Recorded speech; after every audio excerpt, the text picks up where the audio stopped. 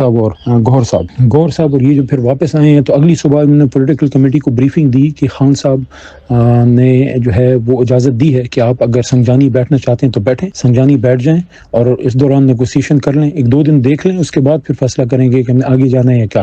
اب یہاں تک تو یہ سچویشن تھی۔ میرا سب سے بڑا جو مجھے دکھ ہے اور افسوس ہے وہ یہ ہے کہ خان صاحب نے ایک تو اسپیسیفکلی ڈی چوک کا نہیں کہا تھا، اسلام آباد کا کہا تھا، اور اس بات کے بہت سے گواہ ادھر عدالت کے موجود ہیں، کیونکہ اس کے بعد تو گور صاحب کی ملاقات ہی خان سے پھر نہیں ہو سکی، ان کی تو ملاقات ہی پھر 25 تاریخ کو ہوئی ہے۔ تو خان صاحب کی طرف سے، فاؤنڈنگ چیئرمین کی طرف سے، چیئرمین تحریک انصاف کو جو ڈائریکشن تھی وہ یہی تھی کہ آپ اسلام آباد پہنچیں، کوئی اسپیسیفک جگہ نہیں ہے کہ ڈی چوک ہے یا کشمیر ہائی وے ہے یا پشاور موڑ ہے، نو، بس اسلام آباد۔ تو جب خان صاحب نے پھر 25 تاریخ کو خود کہہ دیا کہ آپ سنجانی بیٹھ جائیں اور آپ وہاں پہ اگر نیگوسیشن ہوتی ہے تو کریں، وہاں گور صاحب نے یہ بھی بتایا کہ خان صاحب کو علم نہیں تھا، جب ان کو بی بی کا بتایا گیا کہ بی بی بھی تشریف لائی ہیں تو انہوں نے کہا کہ اچھا وہ بھی آئیں، تو ان کے علم میں نہیں تھا یہ، کیونکہ خان صاحب کو ساری انفارمیشن تو ظاہر اندر نہیں پہنچتی،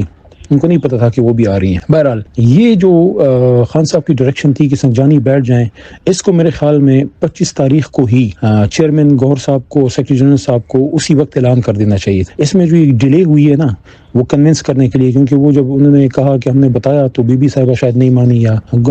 سی ایم صاحب کو تو کنوے ہو گیا تھا، سی ایم صاحب تو ایگری تھے کہ ہمیں نہیں جانا چاہیے آگے۔ میرے خیال میں یہاں سے ایک اسٹریٹجک غلطی ہوئی ہے کہ جب خان صاحب نے اجازت دے دی تھی سنجانی بیٹھنے کی تو ہمیں نہیں جانا چاہیے تھا۔ اب کس کو پتا تھا کہ آگے کیا ہوگا؟ نہ ہمیں پتا تھا، نہ بی بی کو پتا تھا، نہ گور صاحب کو پتا تھا، نہ سی ایم صاحب کو کہ آگے اگر جائیں گے تو کیا ہوگا۔ کس کو پتا تھا کہ وہاں خون آشام جو ہے لوگ ہیں اور وہ گولیاں ماریں گے؟ انہوں نے تو ظلم کیا سو کیا، لیکن میرے خیال میں ہم سے غلطی یہ ہوئی کہ ہمیں اپنے لیڈر کے حکم پہ عمل کرنا چاہیے تھا، کہ انہوں نے جب آپ کو سنجانی کا کہا کہ آپ سنجانی میں بیٹھے تو وہاں ہمیں اس پہ عمل کرنا چاہیے تھا۔ اور یہ 4-5 دفعہ گور صاحب پولیٹیکل کمیٹی کو، کل رات بھی انہوں نے اس پہ بریفنگ دی ہے، اور کور کمیٹی کو بھی انہوں نے یہ بتایا تھا بڑی تفصیل کے ساتھ۔ سی ایم ہاؤس میں بھی جو ایک پولیٹیکل کمیٹی کی میٹنگ ہوئی تھی، اس میں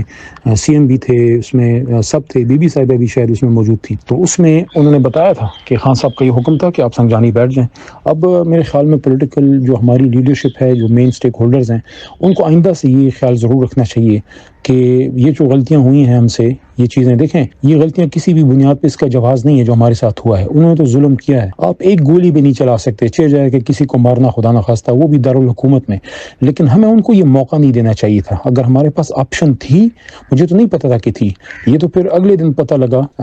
26 تاریخ کو جب یہ پولیٹیکل کمیٹی کو محترم گور صاحب نے بریفنگ دی۔ تو آئندہ سے ہمیں یہ احتیاط کرنی چاہیے کہ گور صاحب یا جو بھی ہمارے عہدیدار ہیں، راجہ صاحب ہیں، ہم ان کو سپورٹ کرتے ہیں۔ خان صاحب نے جس کو عہدہ دیا ہے ہمارے لیے قابل احترام ہے، لیکن سب سے میری ریکویسٹ ہوگی کہ خان صاحب کے احکامات پہ عمل کروائیے۔ کوئی بھی شخص چاہے کتنا بھی بڑا کیوں نہ ہو، ہم تو ورکر ہیں، کوئی بھی ہو، چاہے وہ سی ایم صاحب ہوں، چاہے وہ بی بی صاحبہ ہوں، چاہے وہ علیمہ آپا ہوں، چاہے وہ کوئی اور بڑا لیڈر ہو، سابق